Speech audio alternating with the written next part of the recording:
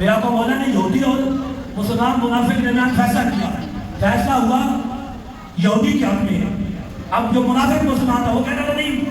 مجھے تسلی نہیں، ابو بکر کے پاس گیا، ابو بکر سے پھر فاروق اعظم کے پاس آیا، حضرت فاروق اعظم نے فرمایا میرے نبی نے فیصلہ کر دیا،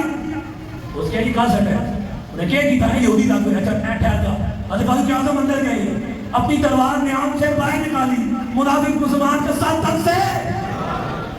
یہ حضور نے فیصلے نہیں بنے اعظم نے ساتھ تن سے ایسا آپ کے قدم کی کیا حیثیت ہے، آپ کے فیصلے کی کیا حیثیت ہے؟ اور سنو فتح مکہ کے موقع پر میرے آقا مولا نے عام معافی کا اعلان فرمایا، لیکن 4 مرد اور 2 عورتیں ایسی تھی جو میرے آقا مولا کو گالیاں دیا کرتے تھے، میرے آقا مولا نے فرمایا سب کے لیے معافی ہے، لیکن میرے گستاخوں کو جہاں پاؤ ان کی گردن ان میں سے ایک ابن خطر وہ لعین وہ خلاف کعبہ میں جا کے چھپ گیا، خلاف کعبہ میں جا کے چھپا، میرا آقا مولا نے فرمایا یہ میرا گستاخ ہے، کعبہ کی خلاف سے نکالو اسے، وہیں واسطے جان کر دو، تے چاہے بڑے قلم کی حیثیت ہے